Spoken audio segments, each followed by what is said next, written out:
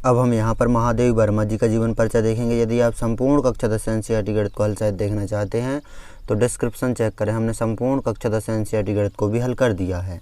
हिंदी के यहाँ पर जीवन परिचय देख रहे हैं तो यहाँ पर महादेवी वर्मा का जीवन परिचय देखेंगे तो जन्म हुआ था इनका 1907 में। संक्षिप्त जीवनी। आधुनिक युग की मीरा महादेवी वर्मा का जन्म उत्तर प्रदेश के फर्रुखाबाद के एक कायस्थ परिवार में सन 1907 में हुआ था। आपके पिता श्री गोविंद सहाय वर्मा तथा माता का नाम हेमरानी देवी था।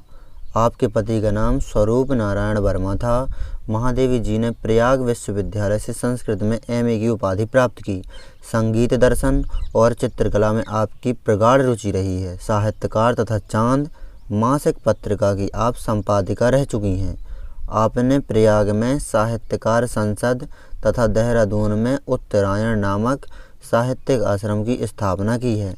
आप दीर्घकाल तक प्रयाग महिला विद्यापीठ में प्राचार्य पद पर कार्यरत रही हैं। नीरजा पर 500 रुपये का शेक्सपियर, यामा पर 1200 रुपये मंगला प्रसाद पारितोषिक प्राप्त हुआ है।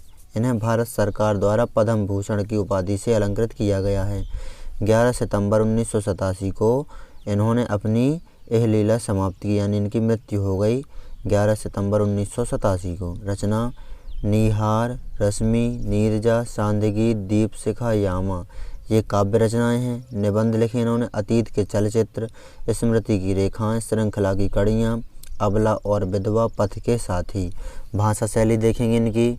भाषा शैली देखेंगे महादेवी जी की भाषा संस्कृतनिष्ठ खड़ी बोली है तथा कोमलकांत शब्दों का प्रयोग किया गया है। आवश्यकता अनुसार कहीं कहीं अरबी फारसी शब्दों का प्रयोग भी द्रष्टव्य है, जैसे उर्फ, मुफ्त, सिलसिला आदि। भाषा में चित्रात्मकता तथा व्यंजना और लक्षणा शक्ति का पर्याप्त प्रयोग है। आपकी भाषा का एक उदाहरण यहाँ दिया जा रहा है।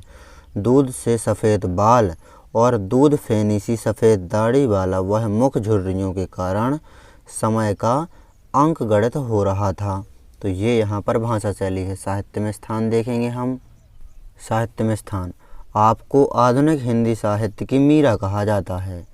आपके साहित्य में वर्णित पीड़ा व्यक्तिगत होते हुए भी समष्टि को समेटे हुए है। कविता और संस्मरण दोनों में मानव समाज ही नहीं अपितु पशु पक्षी भी सम्मिलित हैं। वे सबके सुख दुख में सहभागिनी होने का प्रयास करती हैं। छायावाद और रहस्यवाद की चाहे जैसी भी कल्पना की जाए, महादेवी जी को छोड़ा नहीं जा सकता। क्रूर काल ने हमसे महादेवी जी को 11/9/1987 को छीन लिया, परंतु उनकी कृतियाँ कालजयी हैं।